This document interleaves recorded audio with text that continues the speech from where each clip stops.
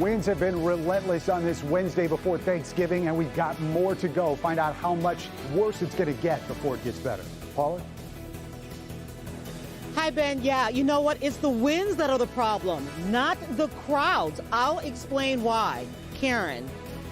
Also, first at 4, a vaping crisis continues to grow. We'll talk about another death here in Michigan and a safety reminder from state experts. A local bodybuilder was supposed to plead guilty in a violent attack, but he did something surprising in court. It's all next. First at 4.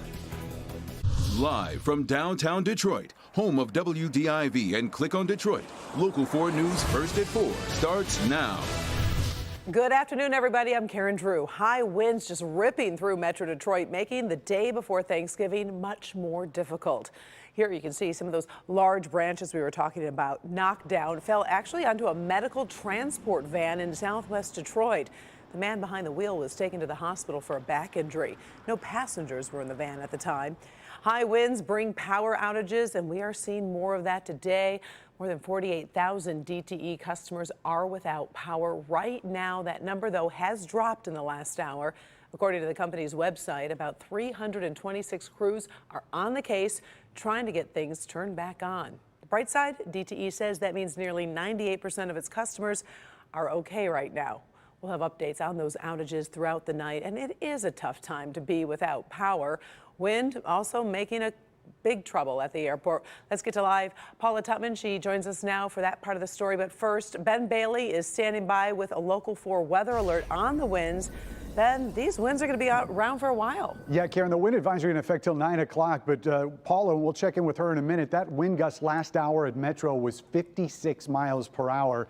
It's a little bit better, but not much right now. We've seen those gusts top 50 miles per hour at various points through the day, and it looks like that's going to continue. So let's pick up the forecast going into tonight, and you can see some of these spots are still going to pop around 50 miles per hour. It looks like the peaks of the winds may be coming right around 7 p.m. tonight, and then those numbers are going to start falling, but very slowly. In fact, we're still going to have gusts of over 40 miles per hour that's going to last well into the overnight. By 7 a.m. tomorrow on Thanksgiving Day, the gusts will be at 15 to 20.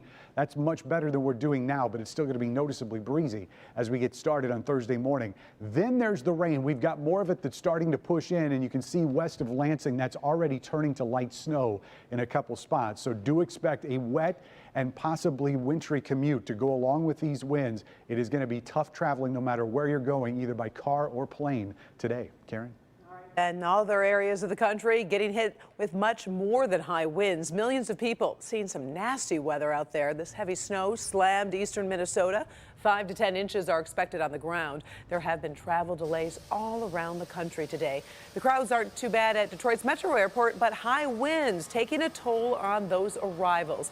Let's get to Paula Tutman. And Paula, you're hearing some nerve-wracking stories. Yeah, we really are. First of all, I just want to take you kind of through the terminal right here, and you can see it really doesn't look that crowded. The biggest volume happened early this morning. A lot of people decided to fly early because they were told it would be crowded, and they're pleasantly surprised. Not a lot of cancellations, really none in Metro Detroit, about only 2 nationwide. But I got to tell you, that's incredible to know because of these winds, which have been absolutely harrowing.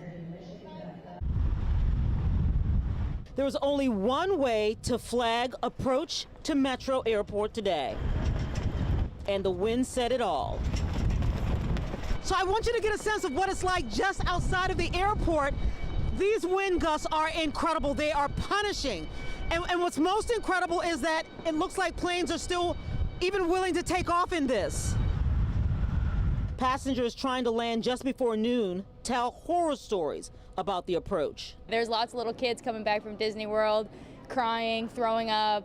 It was an experience. It took one flight out of Columbus numerous times to actually land. Tracy, who does fly a lot, said the landing actually took longer than the flight. He attempted to land twice, and we were inches from landing, and then he just immediately took back off again and went back in the air and circled the airport a couple times, and the pilot did a great job. He got us here.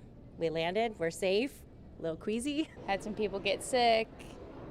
So yeah, it was rough. Pilot did a great job of landing it, but all the way down to like a few feet above the ground, our tail was really swinging there. Happy Thanksgiving. Happy Thanksgiving. There you go. At baggage claim, a welcome sight. The parade company's Distinguished Clown Corps. Happy Thanksgiving. Happy Thanksgiving. Being welcomed with Mardi Gras here in another city. I think you have to do something different for these beads, though. That's right. None of that around here. A much-needed distraction from the flight in. It was nice. It was surprising, too. Like, I wasn't expecting that. I wasn't expecting, like, a Thanksgiving greeting when I'm here. This is, like, my second time in Detroit, so that was cute.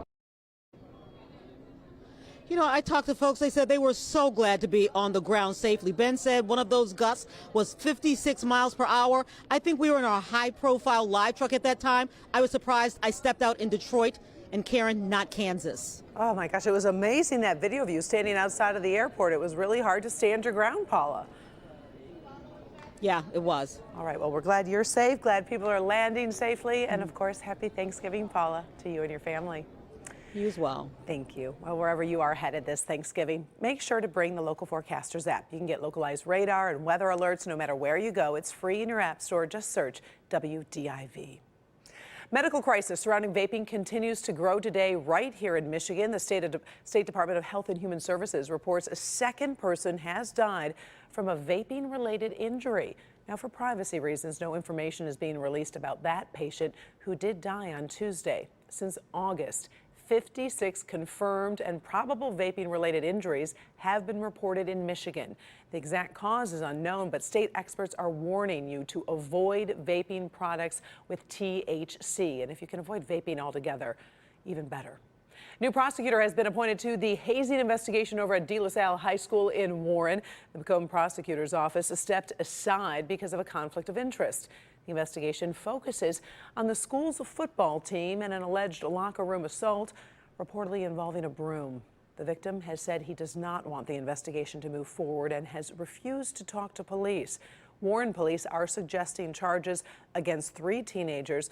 Going forward, the case will be considered by the St. Clair County Prosecutor's Office. We'll be following that for you. Macomb County bodybuilder accused of a vicious attack on his girlfriend did an about-face in court today.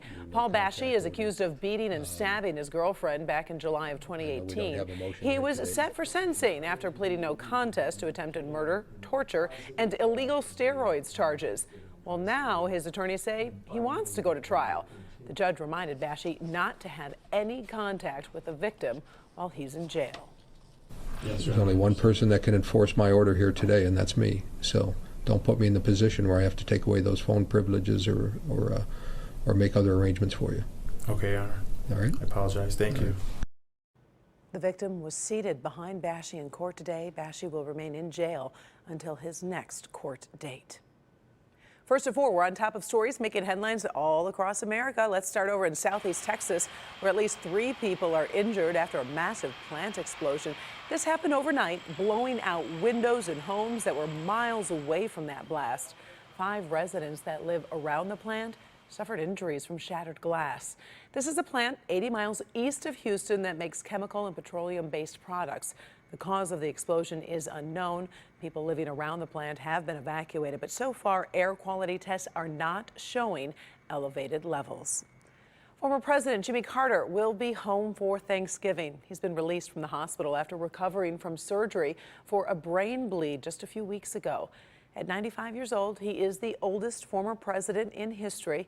Spokesperson says Carter looks forward to enjoying Thanksgiving at home in Plains, Georgia, where he will continue to recover.